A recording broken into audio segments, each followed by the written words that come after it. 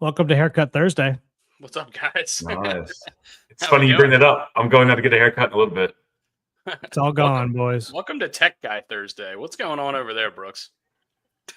I don't know. Why you gonna piss him off to start this shit, man? I mean, he was already mad. Come on. Oh, man. Brooks needed the Geek Squad in a bad way for the last 20 minutes here, guys. But we're back on Thursday, May 29th. It's actually our Pup-Up's birthday. It would have been our Pup-Up's birthday today, May 29th. Happy birthday, Pup-Up. We miss you, bro. Yeah. How we doing today, guys? We've had a couple. We've had basically a week off. Yeah. How we feel? It's our first week off ever of this show. That's our first break ever.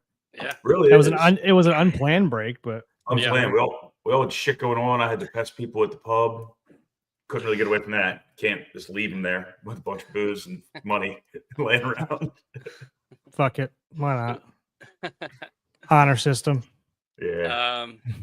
Yeah, we've had a little bit of a rough morning to start this to try to get the show started today, tech wise, but we are here and we're live. And the Orioles won a few games in a row, and then they lost a few games in a row. First 3-game win streak of the year came at the hands of the Mortician, Charlie Morton, spinning his first quality start of the year.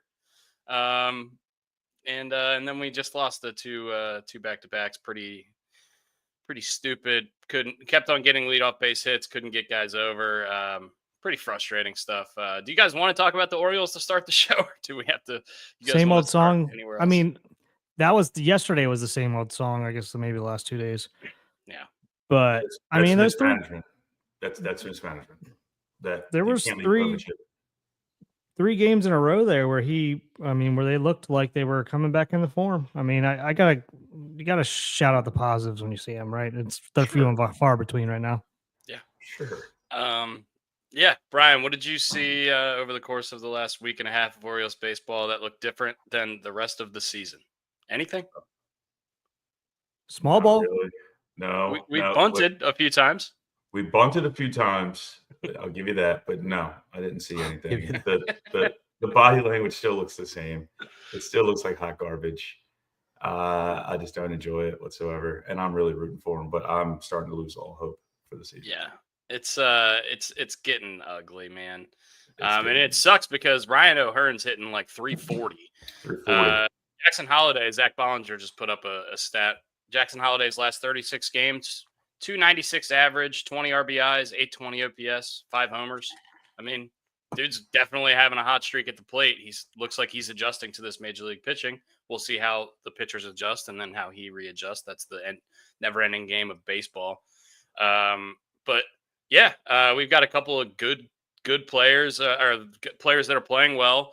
Dylan Carlson's been pretty good for us over the course of the last week. He's been pretty hot. But yeah, it's just, same old song and dance. It felt like everyone in the lineup was producing last night, except for Gunnar and Adley, the 2 guys who were supposed to be producing the most.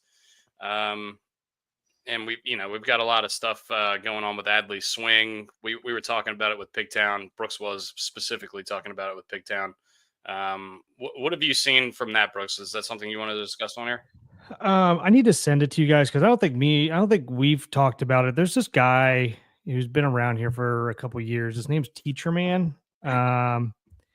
Teacher Man? That's what he goes by. It's like his Instagram or Twitter handle or whatever. I can't remember his actual name. Is this the one that's talking about the hole in the swing? No, he teaches like this back leg load. And it's almost like, and he talks about like it's basically like the shift in your weight and like it's like the angle of the swing and like also the angle of how your hips are thrown into it all. It's really, it's complicated. I need to actually show you guys to explain it better. But it's kind of like hanging on your back leg for a while. And keeping like loading back there for a bit and trying to stay back for as long as possible. Which makes a lot of sense. And I mean, Aaron Judge does it. You can see a little bit of it in O'Hearn's swing. Pigtown, I don't know if he did a breakdown or not, but I saw him talking about it. in Adley's swing as well. I haven't noticed it as much in his swing, but I haven't looked that closely. I've seen it in a lot of guys' swings over the last couple of years. Even Soto does not as much, but he tries to a little bit with this. Speaking of somebody who's fucking struggling right now, Juan Soto. Yuck. Is it older guy too? So I don't know where this guy came from all of a sudden, but I don't know. So it's not. Is it trying to create the barrel staying in the zone longer, or is it trying to create more power through the zone? I don't know. Like, what is the goal? Kind of, and it's like a mixture of that and like launch angle, and it's almost like if you watch,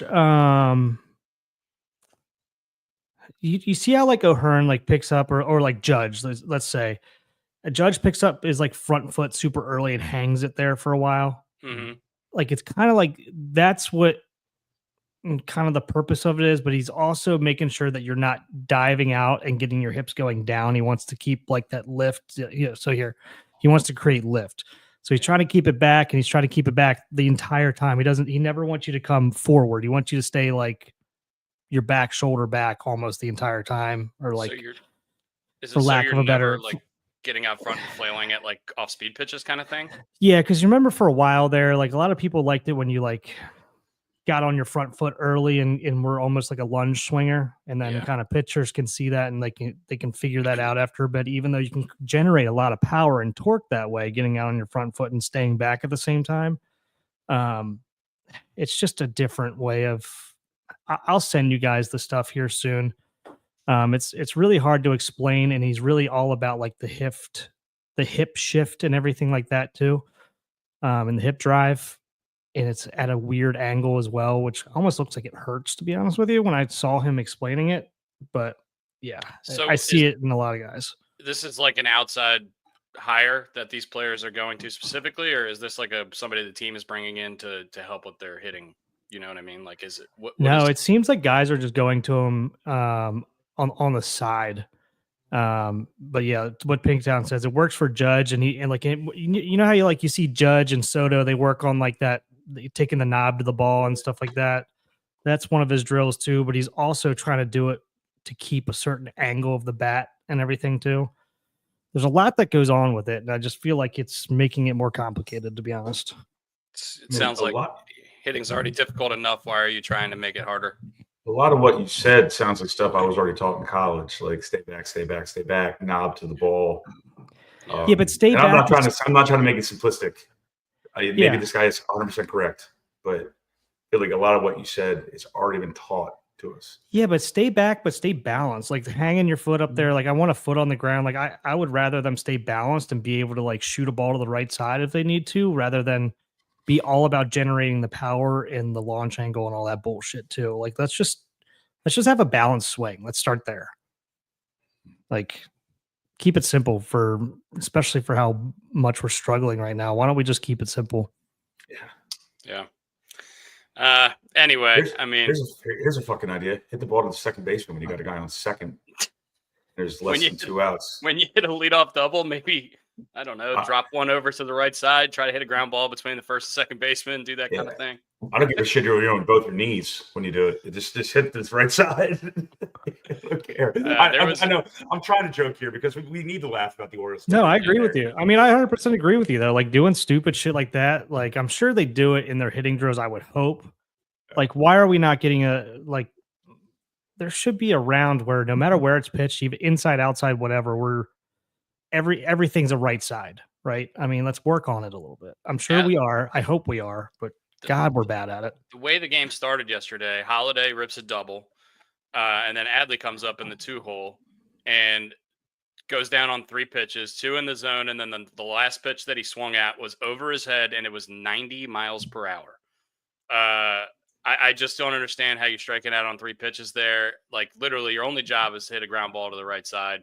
And Adley, who is like the model of plate discipline for the first year and a half he was up, just looks completely lost at the plate, specifically left-handed. I mean, I know he's hitting a little bit better right-handed, or at least I think he is.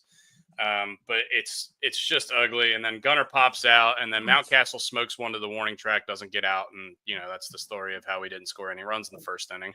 But it's just so frustrating. Like, how many times did we hit leadoff hits yesterday? Did we have leadoff hits yesterday, or have guys just stranded on base? Like, what? I would love to see our left on base numbers in comparison to the rest of the league, because it feels like we've left more guys on base than. Turns out we can look that up. Yeah, it's so frustrating. Yeah. Let me see if I can find it. It's the same thing we've been saying all year, and so it's almost, is it worth talking about anymore? No, but let's do some positive stuff here, right? Like, they are laying a lot more bunts down. They are trying a lot harder to get runners over. It looks like in some of the approaches that we're seeing, because it seemed like the old approach was like do everything you can to hit it as hard as you can in the air to the outfield, and hopefully it goes out. If not, then they'll catch it and move the runner over, right? And that we were popping out a ton. But yeah, there has been, like Laura said here, there has been a lot more small ball. Not that it's been overwhelming, not that we've been in a ton of situations to do it. There's probably been other situations where we haven't done it, where we should have done it, but there's been more.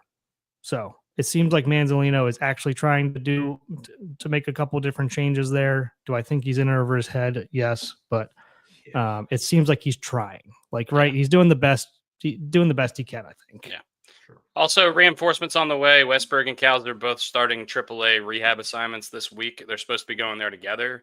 I don't know what that means. I would assume that means by the end of next week, we're probably going to get those two guys back. That would be awesome for our lineup. But I mean, still seems like a little too late at this point, and I can't believe I'm saying that before June. I mean, we're just basically got to win every series. We're going to basically have to go on a torrid streak in June, or like Brooks says, win basically every series here on out. I think I did the math. Like, you got to win every series until the All-Star break to get back to 500, and then you have a fighting chance after that. That's kind of where we're at this point. Is that a realistic ask out of this team and out of this rotation? Probably not. At the moment, no. And that's just getting back in it to where, you're not selling off guys at the deadline. You're not doing that kind of stuff, because we can get hot later in the season. But if, we're 15 games behind 500 when we get hot, then it doesn't fucking matter.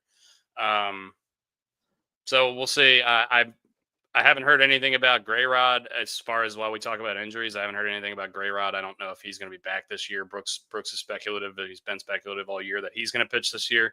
I know we were looking like Bradish could probably pitch towards the end of the year. At this point, I'm thinking, what's the point?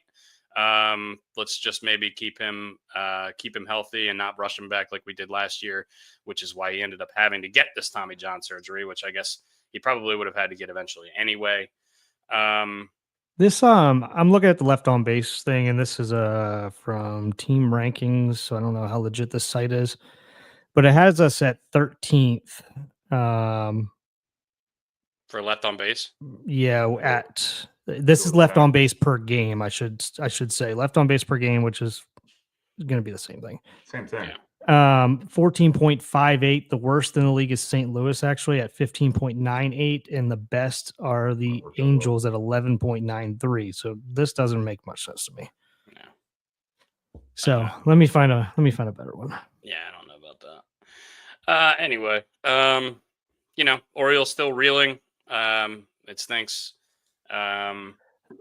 Let's talk about a couple players as well. He'll move to the mound here in a couple weeks. That's good to know. Okay. At least so he's on a throwing program, so that's good. He's not like completely shut down still, because I had no idea. G-Rod. I didn't know if he was throwing or not. Yeah, G-Rod. Yeah. He's throwing flat grounds. All right. Everyone seems to be wanting to give up on Kjerstad already, which I don't love. And he's not getting regular at bats again because of Laureano and Carlson going on random hot streaks here in the last month at different times. So, and it's going to be even harder for him to get in the lineup when Cowser and Westberg come back next week. And O'Neill. And O'Neill, who loves striking out, who Orioles fans do not like at this point in his Orioles tenure. But I think his stats are better than Santander's at this point. I mean, which is crazy. He's been pretty bad. To start the year for Toronto. You know who's not bad? Aaron Judge is hitting 391 going into June. And he's in our division, which is just the worst. Just the worst. Dude, when he drops below 400, it's just crazy. That's like, I mean, we're watching something pretty nuts right now. Yeah. Also, wanted to shout out Shohei Ohtani has 20 home runs to lead the league. At this time last year, he had 13, and he went on to hit like 55 last year. And oh, by the way, he's throwing bullpens, and he might be pitching actual baseball games at a Cy Young caliber level in like less than 2 months. So just a little update on how talented that guy is. Yeah, they've got reinforcements coming. I mean, we know they have a ton of injuries, but it just makes no difference. Yeah. So he threw live BP the other day. They said he was sitting 94, 95. He got up to 97 when he was pitching, you know, at his best a couple of years ago. He was running it up there 100, 101. So sounds like he's dipped a little bit on the velo, but obviously still working back into form. And he's DHing while he does this. So I don't really know if he's going to be doing like, I was listening to Talking to Baseball and they were talking about maybe just getting him like on off days, just make him do up downs in the bullpen and simulate live game feels, because getting back into it, I'm sure he's going to have a leash of like 80 pitches or maybe even less. Less than that. Yeah, because he's not going to go down and make rehab starts. Exactly. That's what we're so like. Does he do up downs in the bullpen, just like simulate throwing an inning, go sit down for 15 minutes or whatever, and then go, you know, do that kind of stuff? I know you obviously can't simulate the real feel of a game, but what other option do you have when you're trying to ramp up pitching when you can't, when you have to play every day? You know what I mean? So we've never seen this before. We've literally never seen it.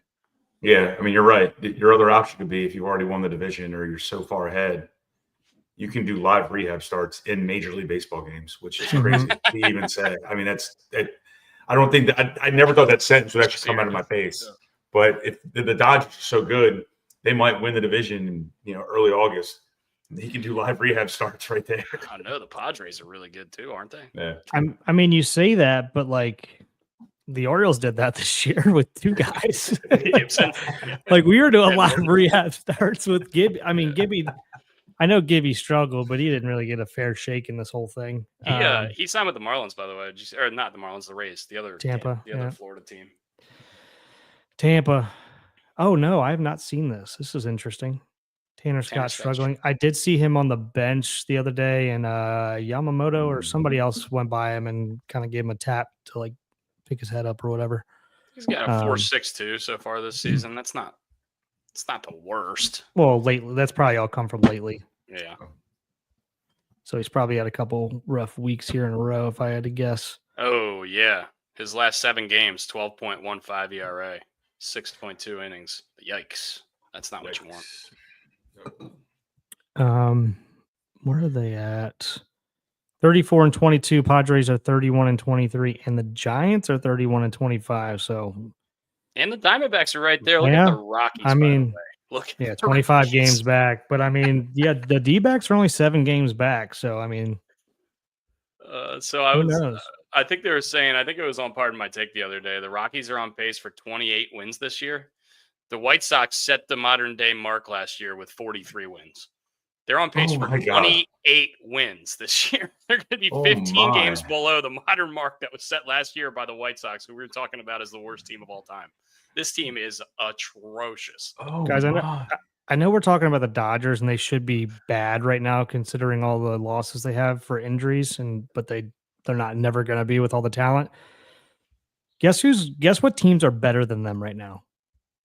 Just record-wise? There's Tigers. 1, 2, 3, 4 teams better than them right now. Can you name them? I'm looking at it, so yeah, I can. Well, Brian. The Tigers. Mm-hmm. Good.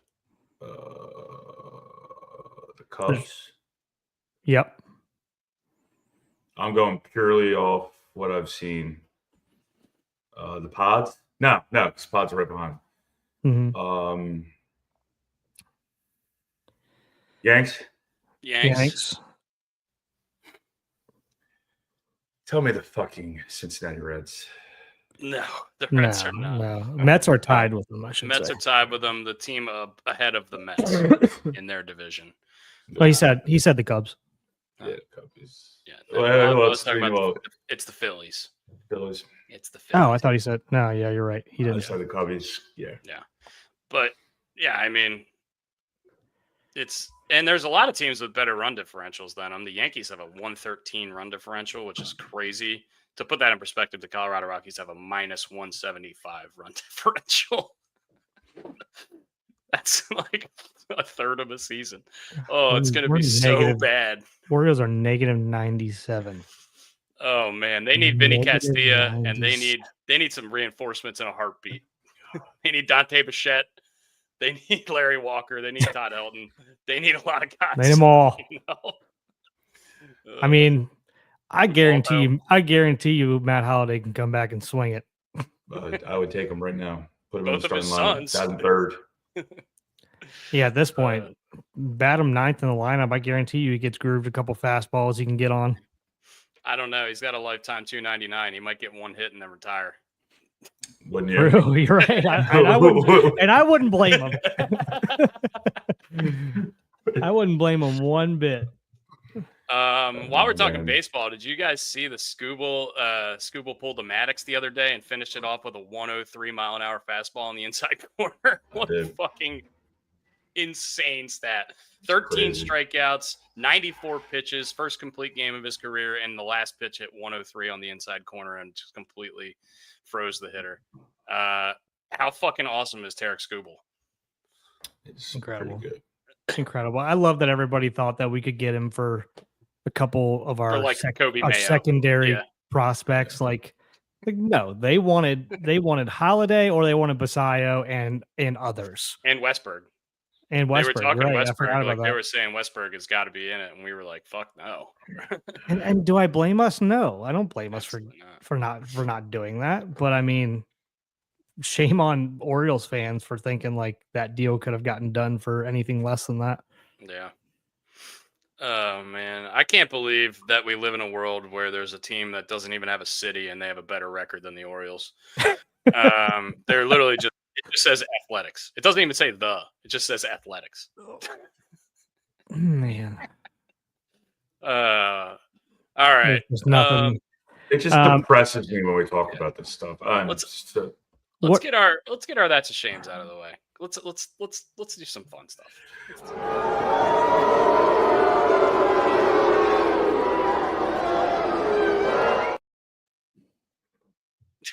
Well, this is a big shame, a crying shame. Man, internet connection. It might be my internet connection because mine's been slow today too. Oh my God. We got Johnny Bravo in the house. What's shirt up, dude? Is absolutely awful. This shirt is insane. Now you look like Bert Kreischer. What is this? It's Sunday Swagger. Okay. Oh, is it really Sunday Swagger? Yeah, Joey Sunday Coldcuts? What? Okay. Please explain. I'm confused. I found it. You found it? Like it's even weirder. It's like this, like whatever you call this little polka dot, like the little leopard print. I love that.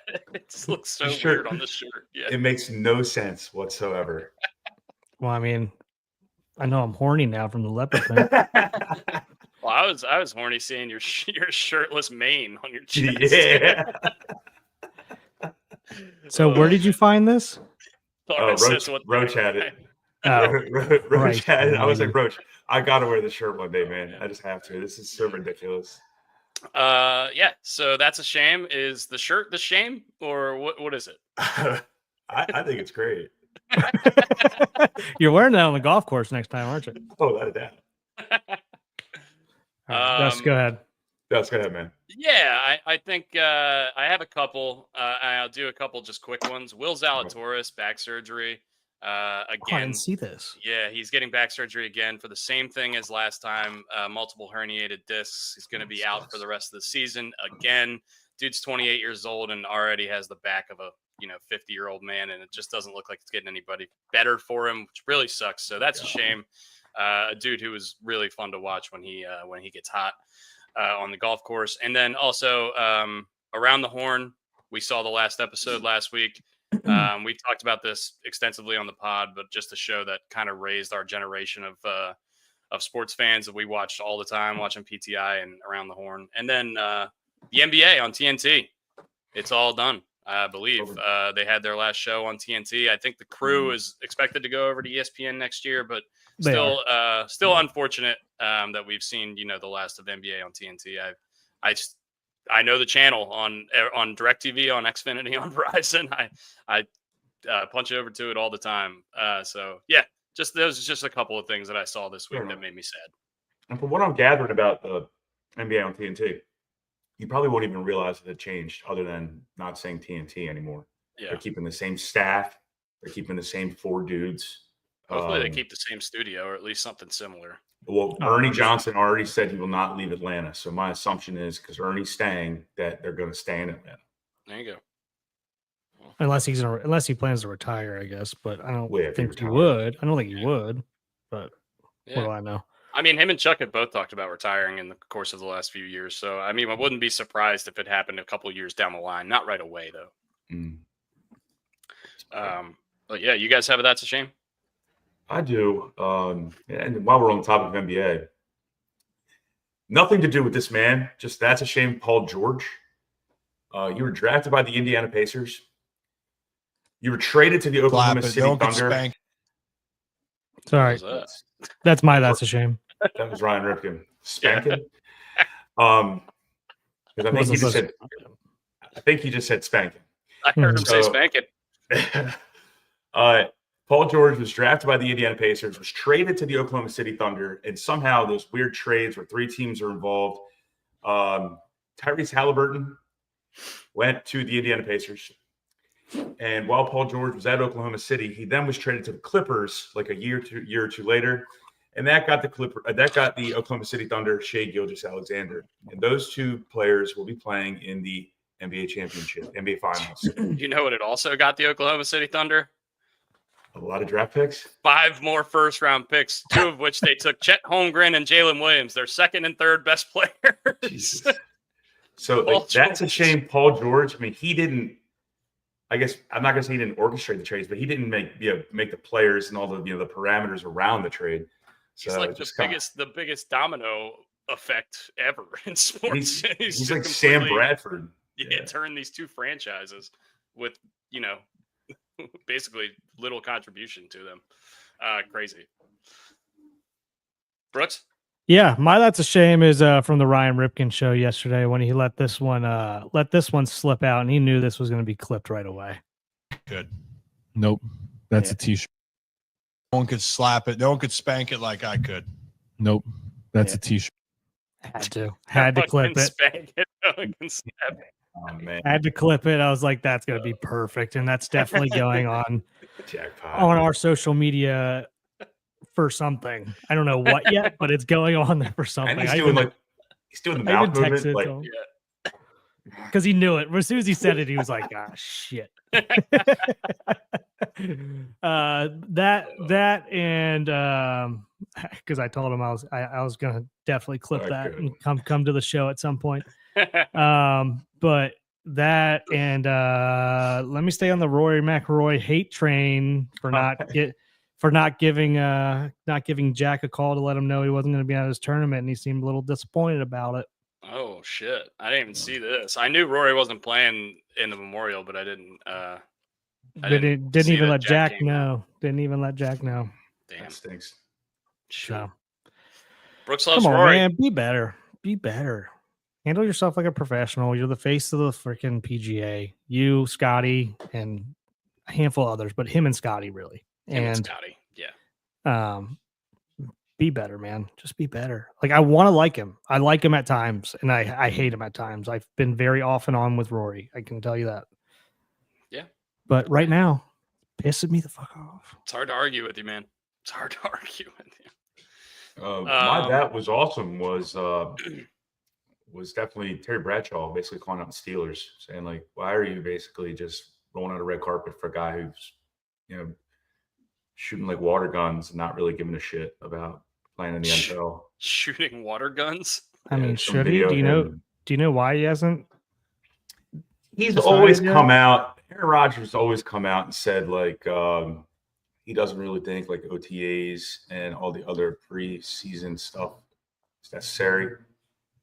Now it's a little bit different when you go to a new offense and a new team and new receivers.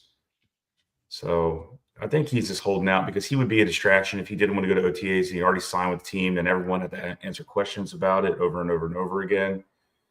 So maybe that's why he's doing it. And there's probably already like a verbal or a handshake agreement that he's going to go to the Steelers after all this shit is done. But it just comes off bad. And Terry Bradshaw just went off on the Steelers. Like, this is not the Steeler way. You have other Steeler players coming out now. I can't remember who it was. Defender, I think. In order to be a champion, in order to be the champion, you have to act like a champion. Like, so. I agree, but it's come out that he's two of his family members or close people have cancer. I've heard that he's kind of like caring for, and that's why he's been a little wishy-washy on whether he's actually going to come back or not, because he's not actually because he wasn't sure, or he wanted to basically put this off as long as he could so he could spend more time with them and help care for them. But if that's the case, then absolutely, like, do that, like, without a doubt. But if I'm the but Steelers I agree right with you. now, If you're going to a new offense, and maybe he does have the playbook because he was throwing to Metcalf and stuff, but I don't know that for sure. And I kind of agree with you, Brian. I think there is a handshake agreement that we don't know about because Steelers are like the Ravens. They're pretty good about keeping things under wraps, and we all know that Rodgers is too. So I kind of do think that that's what it is. But yeah, I'm in agreement with you that like it's a new offense and you're the leader of the locker. You're the leader of the locker room. Maybe, and also maybe he's hosting the whole offense over at his house or whatever in Malibu. Who knows? But yeah, new offense, new team. I understand the cancer stuff. Like, you do need to family first, right? And your loved ones first. Sure. But it's hard to string out an organization like that. Yeah, especially an organization as prolific as the Steelers, and just I guess for lack of a better term, the Steeler way, and how nose down to the grindstone they are. Not that other franchises aren't great, but the Steelers just have that history, steel curtain, all that stuff. Yeah. I mean, look, if the Steelers didn't have a handshake agreement or a verbal agreement with him already, I don't see why they haven't sent a 5th round pick to the Falcons for Kirk Cousins, because you're not going to be able to win. If I'm Cam Hayward and I'm in the last year or two of my career, I'm not riding Mason Rudolph's ass into the season. Sorry. Yeah, I agree. That's kind of why I'm in agreement with you, Brian. I do think there's a handshake agreement because there's no way the Steelers are doing this right now. Yeah, they're not rolling into the season with freaking Mason Rudolph and Duck Hodges or whoever the fuck they got over there now. And they don't have to announce this until June. I mean, I know this is a couple days away. Like June 1st and after is technically when all this stuff is allowed to be like announced and like signings and stuff, right? Am I right on that? I think that's the day. Yeah, that's okay. That is a day. I don't know what the significance of it, but I think there's post June 1 roster cuts and that kind of stuff. Like, because they got they got OTAs and rookie stuff right now. Is that going on right now? Pretty much right now. That's post June 1 releases allow you to save money against the cap, or at least spread the money out over a period of time. Duck Hodges, the quack, quack, quack, quack, quack, quack, quack. You didn't earn that jersey, Mr. Duckworth. Quack. Dude, what a name that is, Duck Hodges. Duck. Awesome. You know what his actual name was? I forget. I know he got that nickname from being like the world champion duck caller or something. If I remember correctly, it was Devlin. Devlin, yeah. Devlin, you're right. Yeah. Useless knowledge strikes again. God, we are stupid. I saw a thing on ESPN the other day that Kirk Cousins wasn't at Falcons OTAs or something like that, but the picture that they had in the corner of Kirk Cousins, he looks like a plastic. He looks like.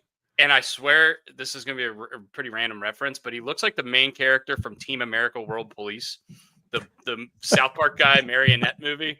I swear to God, if you look it up, I'm just going to pull up. You need to get a life. What do you mean? You've never seen that movie? It's hilarious. No. You got to watch it. I can't say shit. Look at the shirt I'm wearing right now. Oh my God. All right. Well, actually, I can't present because I'm not a member of the show here. You've been demoted. Hold on, maybe I can. Oh, I got to give you permission, maybe. Oh, there you go. You got it. Yeah, but it's not. You got to add it. Yeah. So the guy all the way on the right. This is what I'm talking about. This is what Kirk Cousins looks like now. What do you think, Bri? You agree? I think you eat ice cream naked and watch the show. That's what I think. It's a movie. It's really Whatever. funny. You have to watch it if you haven't seen it. You should watch it. It's hilarious. Well, on the topic of shows, I know we like to bring up shows time to time. Yeah. I watched the Tylenol Murders on Netflix. The Tylenol Murders. Yeah. At first, I thought you said Tylenol Burgers. No, Tylenol Murders. It's 3 episodes. It goes over how it goes back to like the 70s or 80s old, about people were taking Tylenol. 3 people from the same family in the same day took Tylenol, and they all died.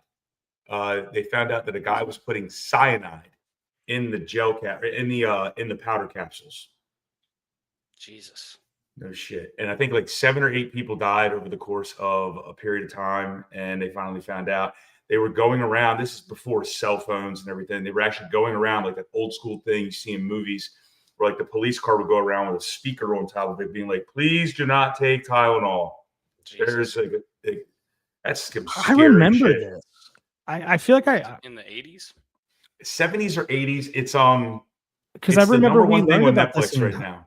We learned about this in high school. I feel like. Mm-hmm. Like when people, or I don't know when we learned about. I remember learning about this when there was a scare, when people like were not. Yeah, they basically had to throw out all the Tylenol, and all the companies had to as well. Yeah, and like what was weird is obviously Tylenol took a massive hit because of this in terms of their stocks and their sales. But then other companies started taking hits because people were afraid that, other I just call them gel capsules, but the powder capsules that you can take apart, that people will be contaminating those as well. So other pharmaceutical companies take it. Not that they don't have a ton of money already. So I'm not trying to say anything here, but just a maybe scary this was. thing. I think this was. I think I learned about this because this is what gave like Tylenol a bad name, or people were afraid of Tylenol for a long time. Just the brand name, like even though it's acetaminophen, right? We all know that, but I think the brand Tylenol took a huge hit for a long time because of this, even though it wasn't really their fault. But Nick, and the string started in a suburb of Chicago, somewhere around there. Interesting. Nick, in his in law school, had to do this as a case study for one of his classes. That's pretty cool. But it's a really good documentary. Very, very nice watch. This is why tamper-proof packaging happened. I do remember learning about this. Okay, that makes sense. That's why they say don't eat it if it's not sealed, right? Like all the packages have to say that now. That's probably why, or at least part of the reason. Yeah, good watch. And then the other good watch, we talked about it the other day. We just hadn't had a chance to see it yet because it dropped that day, was the Brett Favre documentary. Did they go in on him? I haven't watched it yet. Yeah. I don't want to give too much away. It's nothing that you don't already know, though. Yeah, it's something you don't already know. It just takes a really deep dive into stuff that we'd heard about and read about, and it's got text messages, and it gives Jen Sturger a face, mm-hmm. or at least it gives you a little bit more info on her, really. Okay. Not that she's not a good. I never thought she was a bad person, but she just comes off really well in this. She has a lot of great quotes. I'm a quote guy. About how people can see Brett Favre and they can relate to him. All they know from me is a still photo, and I'm just a face on a page. And that's a really good line. And she got ruined, and her show whatever show it was called, Red something, got canceled like right after the allegations came out. Like 25 days later, the show, no one would touch her anymore in terms of professional. So and she didn't do anything wrong. No. Which she even said, I never met him. Yeah. It's like he walked past me like in the tunnel. That's about it. Yeah. And he tried to like wave to her and talk to her or whatever. Yeah, I don't want to give too much away for the people that haven't seen it, but it takes a deep dive, and there's a lot of people. And there was stuff going on prior to the Jen Sturger stuff when he was a Packer and they won the Super Bowl in '97, I think it was 97 or '98, and how there were journalists who were asked, or columnists who were asked to write like family pieces on Brett Favre, and they just said, I don't write fiction. Or him being a family man or something. Something about those Green Bay quarterbacks and their families. Yeah, really. Anyway, I saw there was some Harbaugh comments about the Tucker situation, saying it was more complex decision than football. I think we kind of all know at this point. Yeah, like it's not like it's almost not even worth talking about, right? It's like, No. yeah, we know there's going to be a lot of questions about Tucker leading into the season. They're going to have different answers depending on the day, depending on their mood, depending on what they're talking about. Yeah, internally, they just can't. But They can't say that the full decision was made on that because legally Exactly. they can't do it yet. This is the perfect time of year to go through this situation. Or they're going to get sued. You're also not in the throes of the beginning of the season or ramping up for the season. Yeah, I mean, this is a little bit of a minor ramp up, but you're not in training camp yet. So you kind of just get this in the past. And I think that's why they did it so early, right? So they didn't have this distraction going into the season. So it's, it's 3-4 months removed from the Justin Tucker thing ever happening once the season gets underway. So they don't have to worry about it. I will say this might be a blessing in disguise for Tyler Loop. Tyler's his first name? Tyler, yeah. Just because this takes a lot of I don't want to say pressure because he's still going to have the pressure, but it takes a lot of the spotlight off of him because everyone's still talking about Justin Tucker and forgetting about him right now. So he can just focus in and go to work, hopefully, without having. And by the time season starts, the odds are in favor that Justin Tucker's probably going to be kicking for some other team. Potentially. Yeah. I mean, it's not going to be finalized yet. Nothing. I mean, it's going to be a while. There's no charges yet. It's just if there's going to be, the league hasn't announced whether they're going to suspend him or not. So that's going to be the issue with teams actually. And I like this point too. That's future Hall of Famer Tyler Loop. Let's make him a Hall of Famer. Let's make him better than Justin Tucker. Let's build him up. Get behind this guy. Because I mean, coming in as a rookie behind the greatest kicker of all time, he's got to already feel that pressure. So you never want to be the guy that follows the guy. You want to be the guy who follows the guy who follows the guy. Yeah. Right. I mean, we saw it with Stover and Hauschka and Cundiff, and people forget Cundiff had a really good season with the Ravens that year. Bad ending, and I feel terrible for him. Really bad end. Feel terrible for him, obviously. Maybe shouldn't have been in that situation. It was Lee Evans' fault. Exactly. Well, regardless, whoever's fault it was, maybe should not have been in that situation. Should have definitely made the kick. Was the hold great? Up for debate. But he had a great season up until that point. Yeah. So I like to bring that up because Cundiff gets a lot of hate around Baltimore, and I was like, let's remember the good times a little bit too. I remember. Obviously, we're all Nacho Mamas fans. Well, at least we were. Do you remember the bumper sticker that was in there? If you guys don't remember it, it just said instead of shit happens, it said Cundiff happens. Yeah. Yeah. I saw something interesting on Pro Football Talk the other day.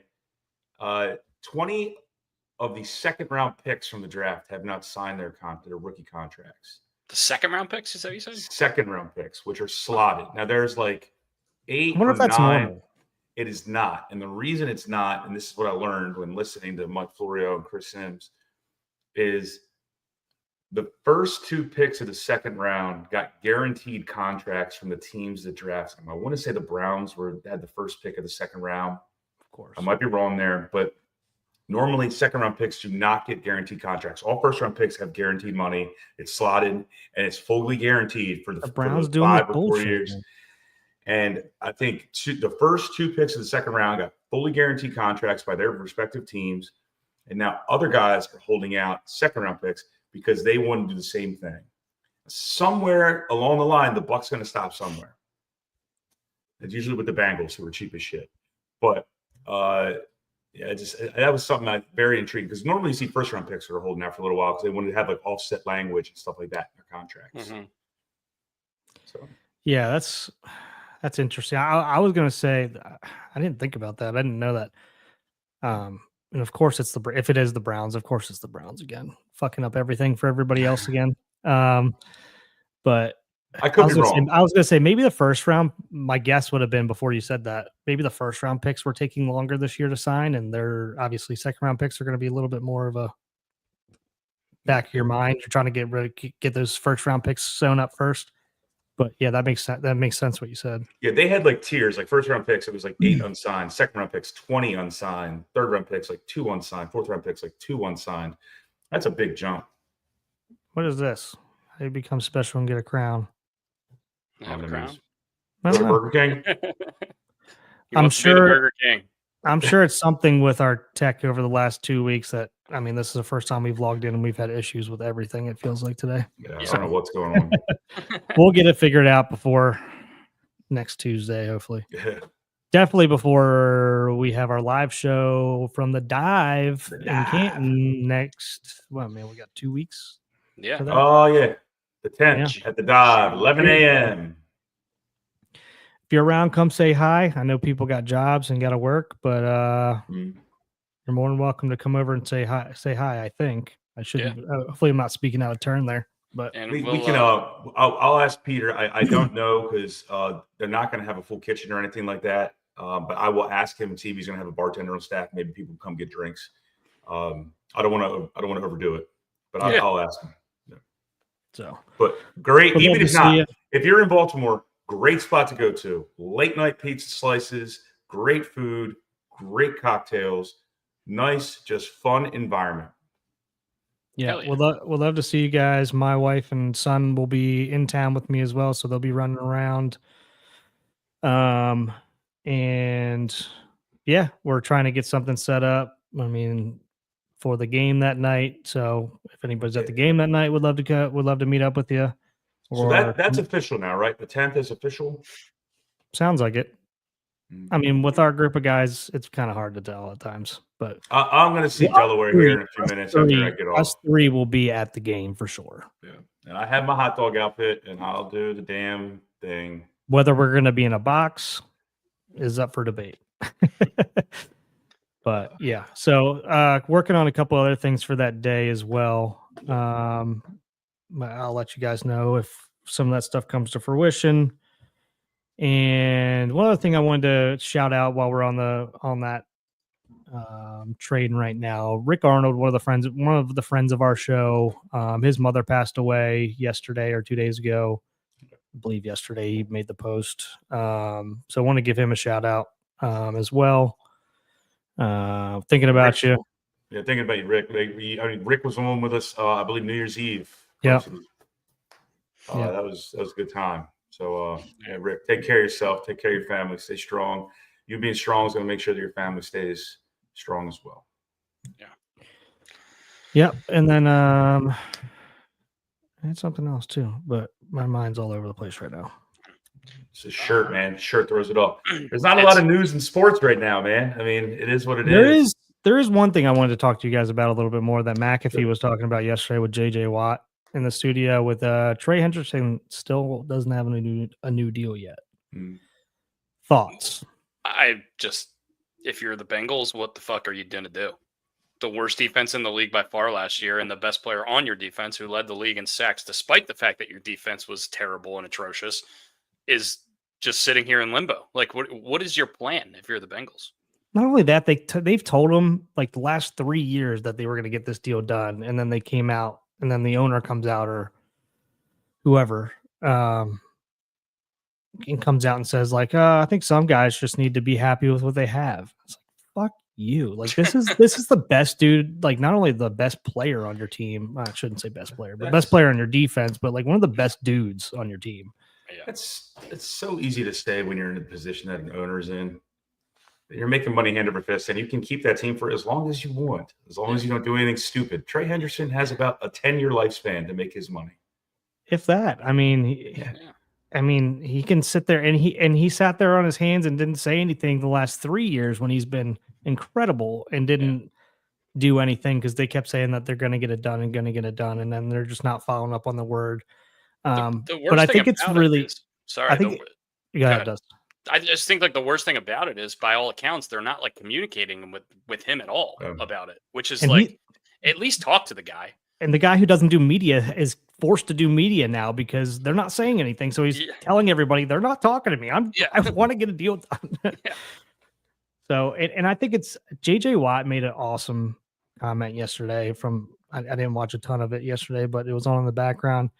He was like, yeah, it's all it's really cool and stuff like that. Wherein we all know this is a business and everything like that, and we love to say like it was a business decision, and the ownership likes to say it was a business decision. But they get all butthurt and bent out of shape when the players turn around and want to make it a business decision on them and say like, "Hey, pay me my money that I'm worth that you said you were going to pay me." Like, then they're like, "Oh, maybe you should just be happy with what you're with." No, you guys are the billionaires. Fuck you. Figure it out. I think he's making 16.8 base, and then like with his signing bonus, it's total of 21 million. But he's grossly underpaid based on Myles Garrett. Myles Garrett's 40 million, but he's gonna. I even think he said he doesn't want to reset the market, but he kind of wants like 34 or something. Yeah. I mean, I would want that too. He just put up 17.5 sacks on the worst defense in the league. I think that's worth some money. Maybe even maybe just make him an offer. Have you made him an offer? It doesn't sound like you've been talking to him. Yeah. Reach out to him and say, "Hey, this is where we're at. Can we have a discussion? Maybe like, let's see. Can we? Maybe they have. Make some I don't concessions. Know. Maybe they have. Could have. But I think Ian Rappaport said something. It was like they offered him like 26. Yeah. Per year. Yeah. I think it was Ian Rappaport or Albert Breer. If somebody offered me 26 and I knew I was worth 38 on the open market, I probably wouldn't take the 26 either. And it comes back to the point where like it comes back to the point where that JJ made. It's like, yeah, everybody gets pissed at these players, and same thing with the owners. Like everybody loves to get pissed at them when they like to turn business back on the billionaires, and nobody gets pissed when the billionaires are like, oh, it's a business decision. Yeah. And they don't want to pay people. So I don't know. I always side with the players a little bit more. I'm a little biased in that point, in that fact, because I feel like I don't know why fans always lean towards the ownership all the time. Like fans like the player, and then when the player leaves, they move on. I think it's always move on. An old school way of thinking where I think for a lot of like the older generation, people thought like the players are making all this money to play a children's game. Why are they complaining, kind of thing? But now, like, I think the newer generation kind of looks at it more like you got to earn your money while you can. You have a short window to earn your money as a player. And these owners are multi-billionaires who are going to literally have money funneling in no matter what. Like, look at the Rockies. They're 9-48. Those Rockies owners are still making money regardless of the fact that their team is winning 0 baseball games. They're actually they're like middle of the pack for like attendance too still. Which is outrageous. I know. I looked that up the other day. I was like, holy shit! I thought they'd be like 8,000 a game, but But yeah, like you said, like I think people are leaning that way. But it's and they like to say like you get paid all this money to play a children's game. It's like, okay, these owners get paid all this money to own a children's game. Yeah. So why don't we spin it that way a little bit? Whoever the marketing guys are for all these billionaires are really good at what they do, and turning people against the players instead of the organization. Yeah. So just something I wanted to talk about because I think Trey Hendrickson deserves his money or he deserves to be traded, one or the other. Yeah. Dusty golf this week, man. The Memorial. What do you got? Yeah. Jack's tournament. Bets. Yeah, I'm really excited already because the dude who won the golf tournament last week and also won in New Orleans a couple weeks ago, Ben Griffin, is off to a fucking scorching start again, shooting 31 on the front 9. He's out to a 2-shot lead already.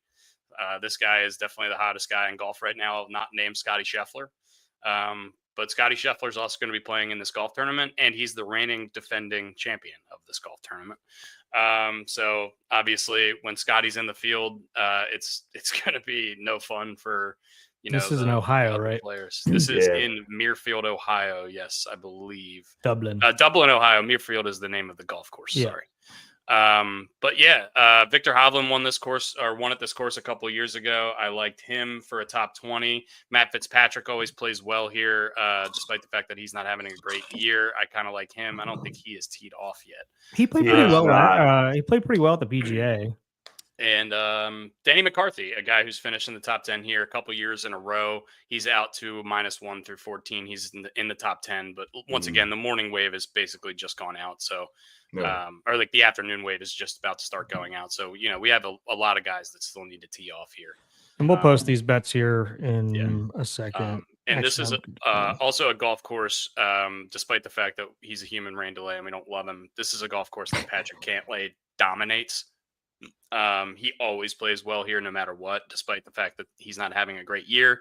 I think Patrick Cantlay would be a safe bet. And once again, he hasn't teed off yet either. So if you want to get into the business of some Cantlay, you have time to do so still. But yeah, those are the couple of guys that I would highlight for this week. Also, really cool that Charlie Woods won his first amateur golf tournament, American Junior Golf Association Invitational at Streamsong Resort Black Course, which is a course that I have played. He made 8 birdies, shot 66. I did not make 8 birdies or shoot 66 when I played there. The greens are massive. It's like playing, I guess, like playing St. Andrews almost, where the greens are like, I mean, the greens are some of them they blend in with the fairway, like 100 yards big, but they're the most crazy, like undulating, most ridiculous things you've ever seen in your life. I can't imagine anybody shooting a 66 there, let alone a 15, 16-year-old kid, 16-year-old kid. But yeah, I mean, good for him. Really, hopefully, he's able to, do some of the magic that, or come up with some of the magic that Tiger had in his amateur career, because I think a little bit of an underrated part of Tiger's like legacy is how dominant and how good he was as a junior golfer. I think he won like 3 straight junior opens or something like that before he even started going crazy on the PGA Tour. So yeah, really cool that Charlie's doing that. And I don't know if you guys saw the pictures of him, but his hands are disproportionately big for how his body looks. I just feel like he's going to grow into that, and he's just going to be a huge motherfucker. But I don't know. Can you answer Nick's question here? What did he say? How many strokes would you need to beat Charlie Woods? How many beers? Yeah, how many beers deep are we? How many beers? If we both have 6 beers, I think I might have an advantage. Because he's 16. Yeah. But no. I think I'd probably need somewhere between, I mean, he shot 66 at Streamsong. I don't think I broke 100. I'd need at least 30, 35, probably. Two strokes a hole. All right. Then I need 40, 45. Couple strokes a hole. I haven't picked up a golf club in like 2.5 weeks, and I have to play. It might be a good thing. Might be a good thing. I know. I have to sub in the men's league with my buddy JP, and last time I subbed with him, I shot a 38. It's a 9-hole match, and that was my best 9 of the year so far. And everyone thought I was sandbagging. I can guarantee you tonight they're gonna be like, there will be nobody thinking I'm sandbagging. They're gonna be like, "Is this the same guy? Are you sure?" It's gonna be ugly. Also, some news from the PGA Tour that I thought was really interesting. The Tour Championship, they got rid of the starting stroke format, which thank fucking God. This was the stupidest thing in golf. Yeah. The last so weird of the year was like a foregone conclusion going into Scotty was never going to lose. Yeah. So they are changing it back. It will be apparently the payment structure is going to be different based on how you go into it or whatever their standings are going into it. But it's still going to be, or now it's going to be a 30-person golf tournament, the 30 best golfers on tour this year, which is really cool. And it's going to be just straight up stroke play, no starting strokes. I think the payout structure is going to be different, like I said, but it's going to make the last tournament of the year a lot more fun to watch. Let's just say that. And there's still going to be a $25 million purse attached to it in some way. Or I mean, not 25, but more than that, way more than that. So yeah, I mean, I'm excited about that. I think this is something that's stupid. I think a lot of the fans would prefer that they go to match play for this because there's only 30 golfers. I think they could absolutely do that. And I think that's a really interesting idea. Just do a 4-day thing. And, everyone does like a round robin kind of thing in the first 2 days. And then you get down to 8 guys and they battle it out in match play over the weekend. I think that could be really fun. Good idea. It's fun. Yeah. It'd be a different way to do it too. But, we don't see a lot of match play stuff on the tour. We did have one match play event that was every year. And now we're not doing it anymore. Right? They got rid of it. Yeah. So, yeah. Why does golf just continue to try to shoot themselves in the foot? I think they think they're doing smart stuff, right? I guess. I mean, I don't know. Jay Monahan needs to get the hell out of there. He needs to. I was looking at the Division I baseball regional brackets. The Fayetteville bracket seems to have worked out pretty nicely for the Arkansas Razorbacks. They're not making it out of the regional. Not making it out of the regional. The Fayetteville, the regional, which is being held in Fayetteville, has Arkansas, North Dakota State, Kansas, and Creighton. Kansas and Creighton, notable baseball schools. Go Bison! Go Bison! All right, man. They got home field advantage, and that was their bracket pool. Kansas and Creighton. Joe, I'll just say this right now: if you guys don't come out of that region, you're going to be in trouble. Well, I would say that sets up for a huge letdown. You could see that. I could see that right now. Yeah. Them just looking past this round. I hope not. The thing that's scary is the super regionals. If they do get out of that, is SEC, the other team in the super regional right next to them in the bracket is Tennessee, Wake Forest, Cincinnati, and Miami of Ohio. That bracket. So Tennessee and Wake Forest probably. Tennessee, Wake Forest studs. Yeah, definitely going to be teams that would give you some trouble. But obviously, once you get into that portion of the schedule, you're going to be facing some good teams regardless. If it gets there, we gotta get Mr. Blair on here to talk. Ooh, Mr. Pat Blair. Cool. He's supposed to have joined here by now, but I dropped the ball on that. So. No Terps baseball stuff to talk about, obviously, but the lacrosse team did what they do best, which is lose in the national championship game of lacrosse. They are now 4-14 in national championship games in lacrosse. They have been to 18 national championships and they have won 4. That is fucking ridiculous. That's crazy. And also the Terps basketball team. Cornell was a better team. I'm just going to throw it, and they had the best player in the country. Yeah. That's totally fair. And I heard his freshman year the Terps beat Cornell in the championship. So he got like his revenge. His crowning senior moment was going. I think he scored 6 goals in the game too. Not a big lacrosse guy, obviously, but the high school I went to and the college I went to were the best lacrosse programs in the country. So obviously familiar with it. Didn't watch the game, but yeah, basketball news. Terps signed Steve Blake's son. That's pretty cool. I saw that. Nick Blake, right? Nick, is it Nick or Noel or something? It started with an N. Is that what it is? Nick? I don't know. I don't know much about him. Is he any good? I saw that he averaged like 11 points a game his senior year in high school. I think he's tall. I don't really know much about him, honestly. We don't know anything about him. Yeah, I think he's tall. So I think he's tall. hopefully he's a leader. Yeah. He's tall. Lunch pail guy. Yeah. There's your fucking analysis right there. I think he scored 11 points, and I think he's tall. I'm kind of with Laura here. Like, how do we have Steve Blake's kid already? Like, Jesus. Yeah. Man, it doesn't feel like that long ago he was playing at Maryland. So who would have thought Steve Blake would have the best career out of all of them? Of all of them. And Joe, would you get boozed up last night or something, or are you sick? I feel like a truck ran me over. What happened? Don't need your shit, Brian. Either sick or allergies, man. Allergies have been kicking my ass for weeks. It's been ridiculous here. I probably sneezed 40 times the other night at work, and people were asking me, like, "Are you okay?" I was like, "Yeah, dude, I don't know what the hell is going on with me right now." By the way, I love that your moniker keeps changing.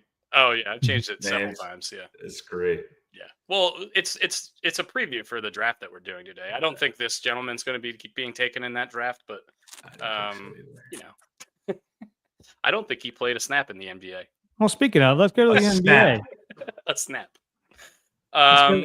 You want to go to the NBA? I watched the whole game last night. Looks great. They look so good. They're fucking so good, dude. How about my hometown Indiana Pacers? I haven't watched a single game. I haven't watched a single game of the series, but I just follow to see if they won or not. I will say this: Tyrese Halliburton has gone from somewhere in the mid, probably like the 20th, 30th best player in the league, half a star to superstar, 100% being in the conversation of the top 10 best players in the league. What he did the other night, I think he had 35, 12, and 15 with 0 assists. Zero turnovers, which I don't think I've ever seen before. The way Indiana plays is like I've never seen teams close out on passing lanes so well. Like the Knicks' whole thing is they want to penetrate and kick out, and Indiana's just so long that they can't do it. Like they drive, they penetrate, and they have their guys open in the corners. But Indiana's long; they got long arms, and they just get their hands on everything. Yeah, and they just steal everything and force so many turnovers. And the energy they play with is second to none. They sprint down the court every time. It's really fun watching them play. People thought, I remember I saw, and it might have been McAfee show too, because he talks a lot about the Pacers. Didn't people like give up on the Pacers like right around midseason or after Christmas or whenever it was, saying they were kind of dead this year, dead in the water? I mean, they were they were the 4 seed, I believe, in the East, in Boston, and Boston's the reigning champions, and they've been really good over the course of the last 4 or 5 years.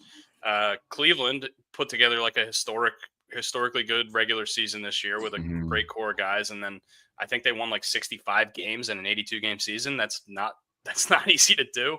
And both of those teams just kind of get bounced early, and they get lucky with their road to the finals. But look, I mean, credit to them. They're the ones who beat Cleveland, right? They're the ones who knocked them out. And now they're, they didn't have to go through Boston, but this Knicks team is no joke either. I mean, this Knicks team is really good, but I think the Thunder are just so ridiculous waiting for them in the finals. Yeah, but I mean, they keep saying this about everybody that the Pacers play, right? I mean, I guess so. Yeah, but it's good. It's good to see the two teams that move the ball and they show like old school basketball. At least what I remember when I was a kid. Yeah. There's a ton of ball movement, screens, pick and rolls. Instead of this ISO ball shit that we talk about, even with Terps. Yeah, like I love that. Let me close my windows. There's a trash truck coming down the street. Yeah. Sorry. Yeah, it seems like it does seem like that. Like I said, I haven't watched barely anything of the Pacers, and I haven't watched any of the games this series, but I kind of just get the analysis afterwards and read up on it a little bit. Yeah. But I mean, all the stars were kind of out in Indianapolis the other night too, with Triple H and Ben Stiller and Timothy Chalamet, which I thought was kind of cool. Triple H, dude. And I mean, they're probably scouting out for all their upcoming stuff and getting stuff sorted out with that.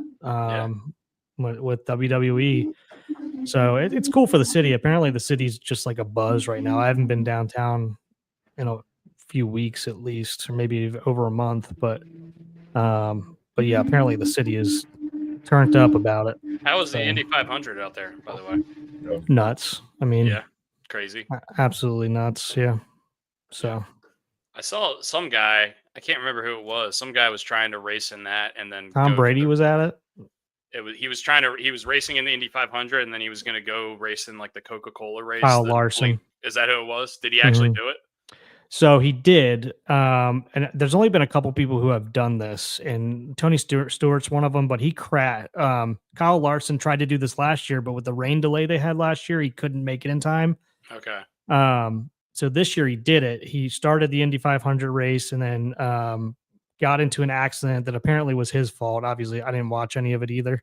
I listened to it a little bit in the background, but apparently he caused an accident in a crash in the Indy 500, and then obviously left there, flew out to wherever the Coca-Cola whatever is for NASCAR, and then got into another crash there. So he didn't finish either race. Oh, well. But apparently the NASCAR the way you one, start, Kyle. Yeah, apparently the NASCAR one was not his fault, but the Indy one was, from what I've read and what I've heard people talk about. And apparently the only one that's done this like relatively successfully is Tony Stewart, because he finished both races and finished pretty well in both of them, but didn't win either of them. Huh.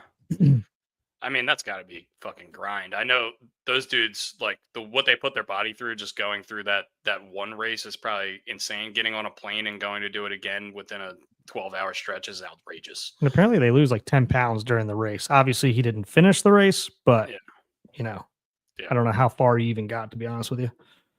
Yeah, that's crazy.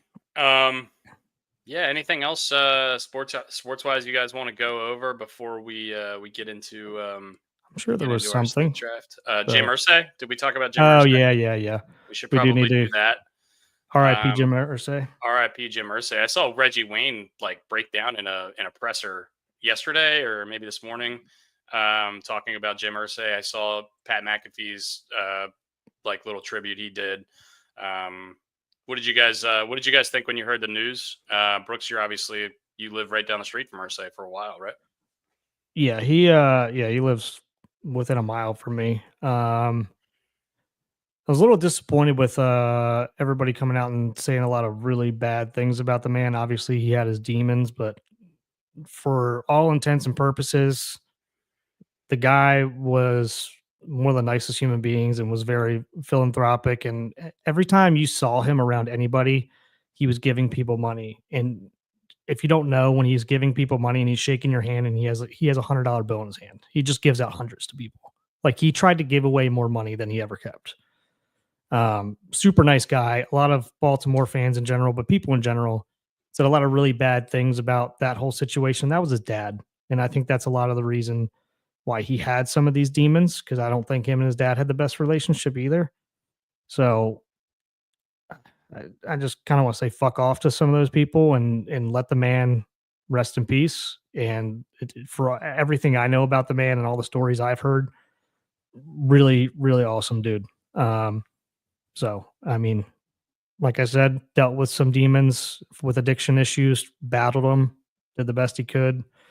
Didn't seem like he wanted to leave he didn't seem like he ever wanted to hurt anybody else. He just wanted to help people and help whatever the situation was for other people. So, so yeah, I got nothing but good things to say about him, even though there was a lot of negative about it. So, Brian. Yeah, I mean, people here in Baltimore are, they think about his dad and the Colts leaving in '83. He was a child. Yeah, he had nothing to do with that. So, I mean, there's a lot of animosity toward the Irsay family in general here. So Sure. People are going to be people, and no matter what, I mean, whatever you say, and then whatever field you're in, you're going to piss half the people off. You're going to make half the people happy. Screw you. Yeah, but it was one of those things where I just wanted to remind people that was his father, and Jim, for all intents and purposes, was some of the demons that you can sit there and make fun of him or bring up about him was about the father that you do not like. So let's pump the brakes a little bit. Yeah. Cool. Yeah. So I'm gonna give some lighter news here. I should have brought it up during the movies, but well said, Brooks. By the way, that was well done. One of my favorite movies of all time. The sequel they got released. That would be The Devil Wears Prada 2. Just throwing it out there. DWP, if you may. They made a Devil Wears Prada 2. Yeah. With the same people. Meryl Streep's in it. Anne Hathaway's in it. Stanley Tucci, baby. Here we go. I'm in all day. I'm going to the theaters. When does it come out? I can't remember the release date. Probably comes out in a while. I didn't even hear about that. That is a great movie, by the way. Big popcorn. Maybe get some snow caps. Have a great time. Yeah. Snow caps suck, dude. They're terrible. They're fine. The like actual ones, like the ones they make at like Walkenfuss down here, those are really those are great. Yeah. What's your favorite like, movie candy? What's your go-to? I like those little like cookie dough things that they have. Popcorn guy. Popcorn and a popcorn big soda. dog. Yeah. I'm going candy. If you get any candy. If I'm not really getting any candy at a movie theater, probably. I guess when I was a kid, maybe Sour Patch Kids or something like that. Reese's Pieces. Ooh. Yeah.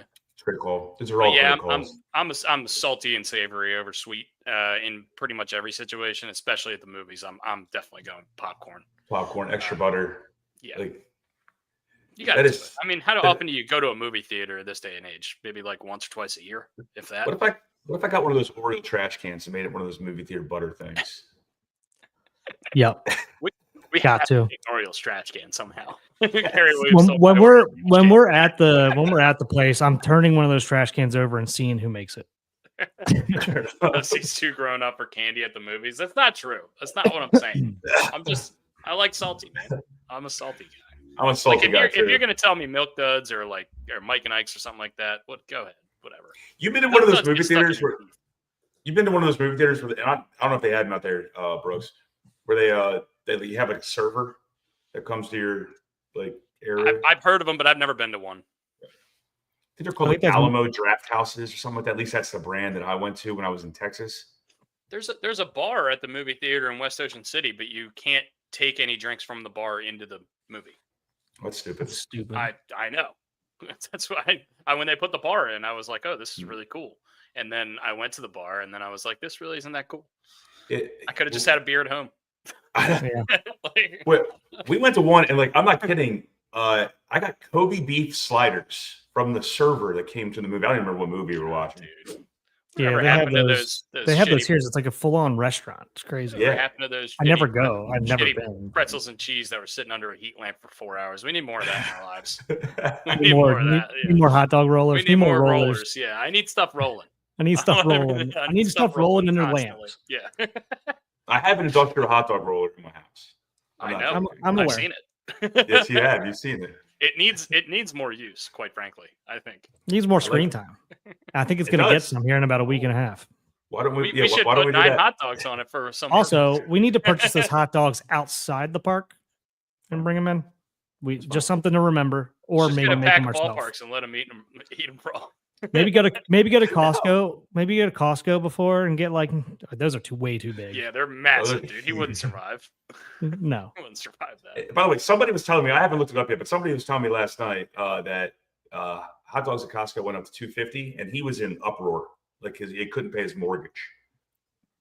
The It's guy like- didn't the guy who owned Costco say I'd rather like sell the company than make the hot dogs more expensive or something like that? Yeah. I thought that was one thing they were never gonna. I think maybe they upped something else. I think the one here is the same. I don't know. I was just there the other day, but I never look at the food court stuff. $1.50 dog and a drink.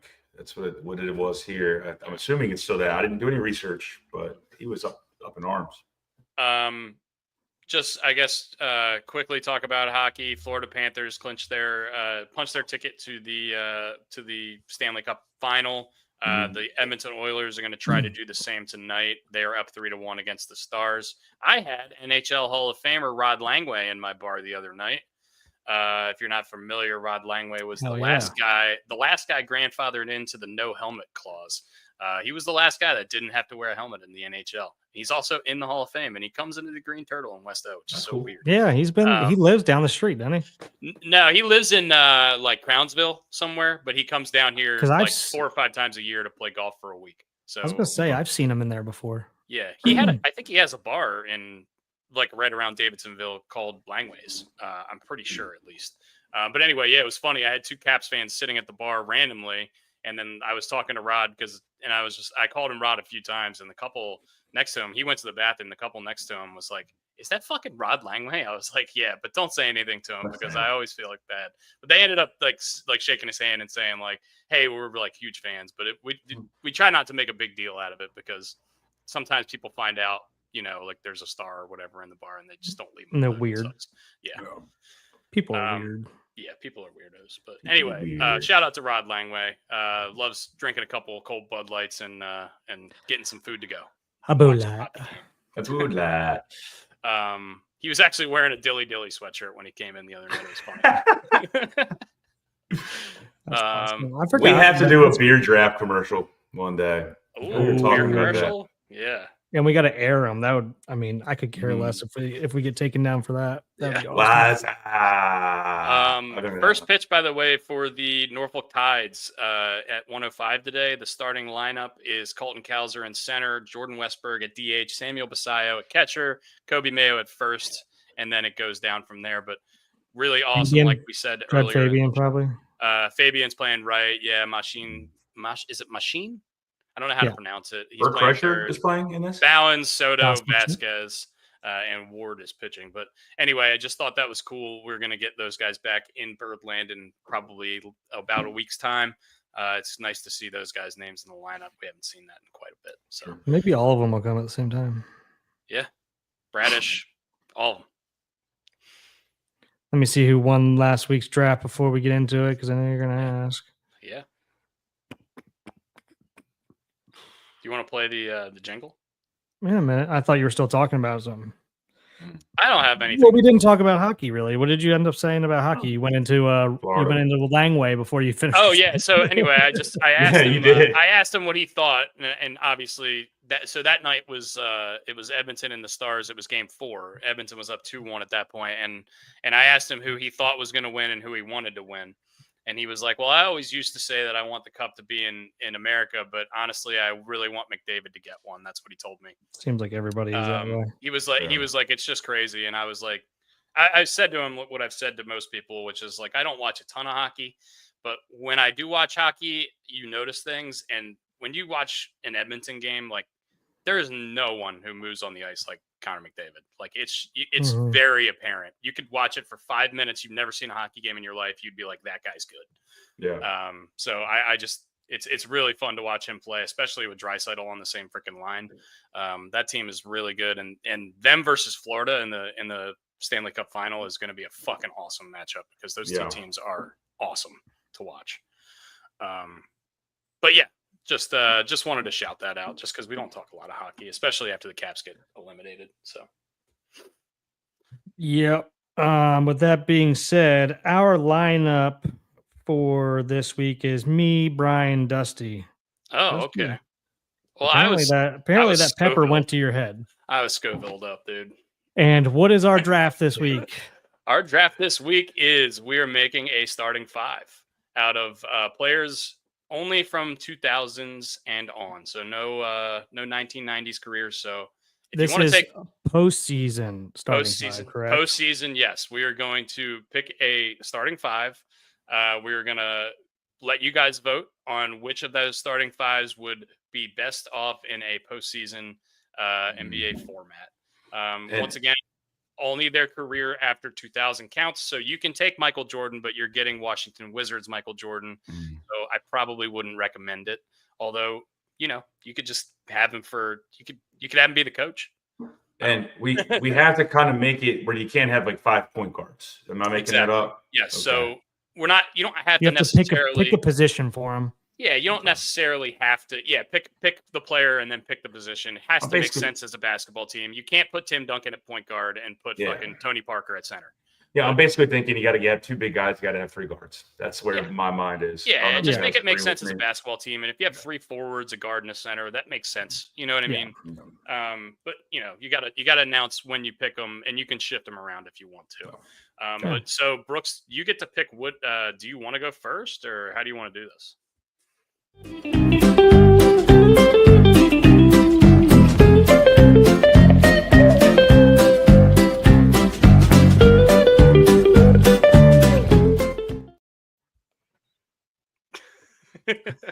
I would like to go first because I think there's a clear-cut number 1, and I think there's a clear-cut. There's probably a tie for number 1/2, and number 3 is a little bit more distant. So I'm just gonna go 1. Okay. Brian? I would like to go. I want the Rat. I want 3rd. All right, I'll go number 2, I guess. Brian's going 3rd. Dusty's going here. All right. Brooks, who's the 1-1 and what position you playing him at? 1-1's going to be LeBron James. LeBron James. And LeBron James. I believe I'm going to take him at just forward. I mean, I guess I'll just say forward. Do I have to say power forward or small forward? You want to say 3 or 4? Can I just say forward? You can change it based on how your team. All right, forward. So we'll just I'll put a 3/4 next to him at this point. Okay, I get the number 2 pick here. This is I think this whole thing is probably going to be controversial. Mm-hmm. But I think the next best player that's played since the year 2000 is Steph Curry. So I'm going to take him at my 1. And I could move him to the 2, depending on how this shakes up. But I'm going to take Steph. Got it. I'm going to take because his best years were in the 2000s. I will take Mr. Kobe Bryant. Yep, I'm sure I'm going to get a lot of hate for taking Curry over Kobe, but yeah, and I'll put him as like my shooting guard, or I'll put him at 2/3 for now. Yeah, there you go. And then because centers are going to be hard to come by in this thing, I'm going to go mix them together, dude. Put them together. I'm going now. They won 3 straight titles. I'll go Shaq. Give me Shaq. Hell yeah, dude. Give me Shaq. Oh, we're gonna foul. And we know where Shaq's going. He's going 5. Yeah, Shaq's going at the 2 guard. Yeah. Shaquille O'Neal going at the 5. I love it, dude. I mean, they literally won 3 straight titles. So I think that's a great fucking squad. I didn't think Kobe was gonna fall to him. I didn't think Kobe. I mean, I kind of knew Kobe was going to fall because I guess I had the second pick. Okay, I think I got to take him, and people are going to give me shit, but I think he's the most underrated player in basketball history. Give me Tim Duncan at my 4. All right, and with that, I am gonna go with Kevin Durant at my 3, I think. Durant and LeBron is rough. And I gotta go Jokic as my center. I really thought I was going to be able to get Nikola Jokic. I almost went with another guy that's on this list at center, but I think Jokic is gonna end up overtaking him in the long run. Okay. Well, I would say I want to keep my center position open but I don't know if you guys are going to consider him a forward or a center. So I'm just going to take him now. Give me Giannis at the 5. Yeah, damn it. The Greek freak. I think 7 straight years he's averaged 28 and 10, something like that. It's fucking ridiculous. Giannis Antetokounmpo at my 5. Yeah. These are going to be loaded squads. You got Kobe and Shaq. Who you got next, Bri? All right, I'm going to take D Wade. D Wade, where are you putting him? One of those 2-3 spots. 2 or 3? Okay, so Yeah. we'll put D Wade at the 2 and Kobe at the 3. Probably the 2, yeah. Yeah, or you can fix it however you want. All right, Dwayne Wade. And then this might be controversial, but this guy's such a universal player. I don't really like him, but I'm taking Draymond. Wow, all right, the ultimate glue guy, Draymond Green. He just does so much. He's on my honorable mentions, by the way, so I don't hate it at all. We're going to put him at the 4 probably. That means you need a guard. A point guard. I need a point guard. I just need a PA. Okay. Yeah, I mean, especially as a playoff basketball player, it's hard to argue that. I've got Curry at my 1, but I really could move him to the 2 and take somebody else.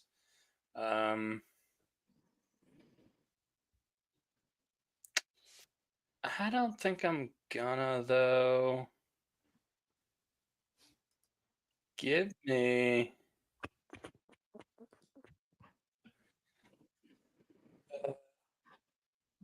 Do I need shooting? I don't really. I got Steph. Mike Conley. I used to love him. I need size, and I need Andre Miller. Ooh, that's a blast from the past. Give me Klay Thompson. There you go. Give me Klay Thompson to pair up with Curry, and we're just gonna recreate the Splash Brothers with Duncan and Giannis. And you guys give me a break. I got a 2 guard to pick still too, but I'm gonna pick Klay Thompson for the 3. And then Brooks, you get 2 in a row to finish here. What do I got left? You got a 1 and a 2 guards. All right, so my point guard, give me Tony Parker. Wow, Tony Parker, I love it. And I love it. My 2. I'm in between like 3 guys here. You can put LeBron at the point position and take on big. Universal.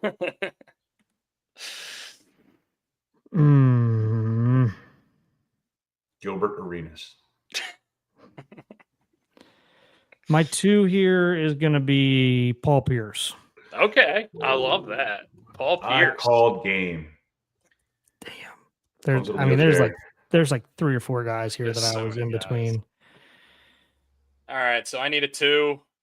Paul Pierce is gone. I was probably leaning that way. I still could run Curry at the 2, but I need defense for sure. Defense. All right, I'm going to put Klay at the 2, and I'm going to put Kawhi at the 3. There you go. And just good luck with Kawhi Leonard, Giannis, and Tim Duncan. Just good luck. That's what I can't believe these 2 point guards fell to me. My favorite player in basketball history is not on my team. Smush Parker? No, it's not Smush Parker. It's not Tony Snell either. Jeff Hornacek? John Stockton? Jarrett Jack? Georgia Tech. Yeah, wow. I'm torn between three guys. You can think out loud because there's I'm torn between Chris Paul, Kyrie Irving, or Luka, and I'm gonna go with recency bias here, and I'm gonna go Luka. Okay. You get the size too. He's 6'9" as a point guard. As a got Magic Johnson basically. Yeah. Yeah, you suffer a little bit on defense, but you got Shaq and Draymond for defense and Kobe. Wow. I think the best 3 point guards of the 2000s all went undrafted, guys. J Kidd, Chris Paul, and Steve Nash. Chris Paul, yeah. Steve Nash, by the way, is my favorite basketball player of all time. 2-time MVP. Also, who went undrafted? The answer. Ray Allen. The answer AI. And Allen Iverson too, yeah. Allen Iverson. But I mean, we're talking playoffs here. Yeah, we're talking playoffs for sure. Nice. Jason Tatum was an honorable mention because he usually shows up. I know this is also recency bias, but SGA looks phenomenal right now in the playoffs. Wembanyama? He doesn't. Wemby. Well, I don't even think Wemby's made the playoffs. No, I don't think he has either. So, I want to do like a bench. I want to do like a couple of guys off the bench. It'd be fun. I have I'll name a couple of my honorable mentions here. Dirk Nowitzki. You guys said a couple of my other ones, but two guys that seemed like they were always coming up clutch when I was watching basketball in the early 2000s was Rip Hamilton and Chauncey Billups. And Manu Ginobili. Nobody said the big ticket Kevin Garnett yet. He could have put him at the 3, 4, or 5 probably. Yeah, he's kind of at the end of his career at the early 2000s, right? No, I mean he went to Boston. They won the title in Boston in 2009, so he was. Is that when it was? Yeah, I think he actually played for the T-Wolves in like 2000, 2001, 2002, and then went to Boston. Nobody said Tracy McGrady or Vince Carter. I don't think. It's hard when they didn't get very far in the playoffs. So. Yeah, exactly. Vince Carter famously never even made it to a conference finals game and played like 22 seasons or something like that. Ray Allen always showed up. Yeah, Ray Allen is a huge playoff guy. Yeah. Robert Horry. Robert Horry would have been a fucking great pick. I didn't even think about him. Big shot, Bob.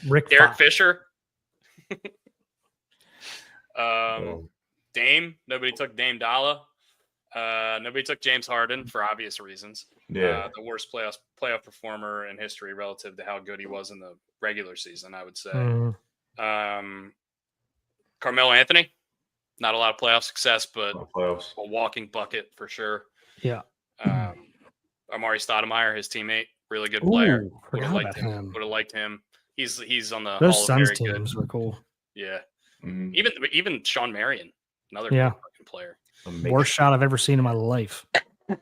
Ugliest shot. I guess I should say. He was a great shooter. He was a great shooter. Ugly. I shouldn't say worst shot. Ugliest shot. Yeah. Did it win it? Yeah, I mean, other than that, Anthony Davis, recent, obviously. Dwight Howard. He went on a finals run. He was a dominant guy. Joe Johnson, Pau Gasol. Other than that, I think we've hit most of the. Yeah, just nobody I could take over what we all picked, really. Yeah. So honestly, I was real close to taking Dirk. I love Dirk. I love Dirk too.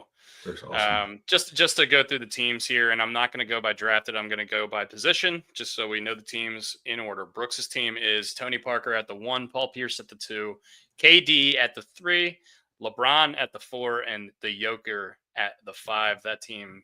That's LeBron, Durant, and Jokic, first 3 picks. Is we gonna run. We gonna run. And Jokic is probably bringing the ball up most of the time. Yeah, I know. This is crazy. My team is Steph Curry at the 1, Klay Thompson at the 2, Kawhi Leonard at the 3, Tim Duncan at the 4, and Giannis Antetokounmpo at the 5. And then Brian's team is Luka at the 1, D Wade at the 2, Kobe at the 3, Draymond at the 4, and Shaq, Big Daddy Diesel at the 5. I think Yeah, Brooks I mean, has got this one. I think Brooks's top 3 is better than anybody else's top 3. I think my team defensively is probably the best defensively.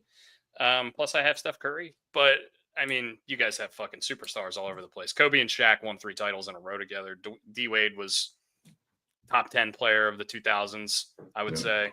And Luka's top 5 player in the league right now. So your team is loaded too, obviously. The Draymond piece was interesting. I wasn't sure if people were going to take him. Just because he does everything. Yeah. Yeah, he's kind of like a Swiss Army knife. Exactly. And obviously plays defense. Yeah. But he can also cost you a game too. Yeah, 100%. True. 100%. It could cost you a game or you can win it. Yeah, you better have a good 6-man. Just in case. Any guys from the early 2000s that we didn't mention that obviously won't make the team, but you just want to mention? I put a couple down here today. I've got Zach Randolph down there now. I love that guy. Chris Webber. Chris Webber. Great Tracy answer. McGrady. Yeah. Peja Stojakovic, just Peja. for 3 balls. Asia. Just for the 3 balls. Bibby. Mike Bibby. Oh my God. Have you seen a picture of Mike Bibby recently? Dude's jacked. No. I mean, He's Mark Gasol. Yeah. I mean, I know we said Powell. Yeah. I know we said Powell. I think Dusty said Powell. But Marc Either of the Gasol is good Lopez's, too. Brooke and Robin. What about ISO Joe Johnson? That's also just someone said ISO Joe. ISO Joe. Vujicic. Sasha Vujicic. Jesus. Nobody said Derrick Rose either, by the way. Derrick Rose could have been a guy. You could have taken him as a 1. Yeah. Who's the guy, the King? Who was the guy who used to be the King center? Vlade Divac. Divac. Yeah. He was also Divac. Lakers center. Yeah. Vlade. Traded Big for Vlade. Kobe. Yeah. Big Vlade. Who else was? I mean, you said Derek Fisher. Who was on those teams with AI besides Eric Snow? Samuel Dallenberg. Dikembe Mutombo. Mutombo. That was at the end of his career, though, too. Iguodala was there at the end of Iverson. Yeah. Elton Brand, I think, was there for a little while with him out of Duke. I can't remember if they crossed over or not. Who else played well? You said T-Mac, too, didn't you? Yeah. Mm-hmm. There's some underrated guys that I always loved, like Michael Redd. I always loved that guy. Mm-hmm. Lefty shooter. I don't think any of us said Russell Westbrook. I mean, No. I wouldn't take him in the playoffs, but I mean, guy was obviously a fucking stud. yeah, still is. I mean, I still think he is. Yeah. He's averaged like 13. He's 13 and more of a 6, role 7. player now, but I mean, he's still got some juice. Just Came as off the far bench. as like you're playing in a league with the most elite athletes in the world, and he stood out amongst them as so athletic in comparison to his peers. That's just like you just don't see that very often. He just basically could will his way to the basket whenever he wanted to. Latrell Sprewell Tried to fight his coach. What Choked did he his try? coach. Choked his coach out. Who was it? PJ Carlissimo. Yeah, PJ Carlissimo. Yeah. Ron Artest, just for melee purposes. Yeah, meta. I mean, yeah, he's kind of like a Draymond. He's a lesser Draymond, is what he is. I mean, Hedo Turkoglu. Ooh, For him. what a reference that was. Yeah, that's that Giant. Magic team that went to the finals. Him and Jameer Nelson and Dwight Howard. Jameer Nelson, yep. Yeah, and St. John's is Pride of St. John's or St. Joe's. the first name I had on my list here was Rashard St. Lewis. Joe's. I believe he was on that team too. Channing Frye went to St. Joe's, did he not, or St. John's? I don't know where Channing Frye went. I forgot. Who was the big guy in the middle for Detroit for all those years with the big fro? Ben Wallace. They had Wallace. Ben and Rasheed Wallace, dude. Went to Virginia Union. Wow. There's why do I know that? Why? Because he was probably at Virginia Union when you were in college. I was in college, right down the street. There's a recent Bob Does Sports video where they were talking about random NBA players, and somebody brought up Marcus Camby, and Fat Perez just knew off the top of his head. He was like, he went to UMass, and John Calipari was his head coach. And I was like, how the fuck did you know that? Yep. That's crazy. Yep. All right, anyway, boys. Yeah, those are the squads. We'll put those up on social so you guys can vote. I think Brooks is. I just looking at the first 3 picks. I think Brooks is going to win this one. But I don't know. The Kobe Shaq thing might get people in. Yeah. That was your own fault. When I picked one, I was doing that because I was like, all right, LeBron and Kobe are going 1-2, and then you took Steph. So I'm sorry, which is I had to. understandable. Very understandable. But that was my thought process. Yeah, just one unguardable thing about him. Anyway, thank you very much, guys, for bearing with us. Sorry we weren't able to come go live the last couple sessions. But obviously, we need a little break every now and then. Next time, we'll probably try to be a little bit more forthcoming about when that's going to happen. But we didn't know. But anyway, once again, thank you guys for listening. Thanks for supporting. Brian's shirt will not be for sale. Not even my shirt. It's Rose's. But maybe then it could inspire the next Gary Williams Stole My Lawn Furniture piece of merchandise that we have. I don't know. June 10th, we will all be in Baltimore together, same time. If you want to come hang, come hang. June 10th is the day to do it. We will be at the Dive that afternoon for our pod, and then we'll be around Canton most likely most of the day, and then we're almost certainly going to be at the O-Birds game that night. Brian is going to be doing the 999 at the stadium, and he is really excited about it. He's probably going to be wearing the same shirt, or I'll be wearing a hot dog. I'll be wearing a hot dog. Yeah. So you'll see him. You might even make the telecast. Most likely. Do you guys want to make a little bet on who wins the hot dog race that night amongst the three of us now? I think that would make sense. Okay. Why not? Who gets first pick? I guess you can go. You can go since you got to do the 999. Yeah. I'm taking relish. I don't even like relish, but I take it every time. Okay. Brooks, catch up. I guess I'm mustard. I'm team relish 100%, but I guess I'm going mustard for the purposes of June 10th.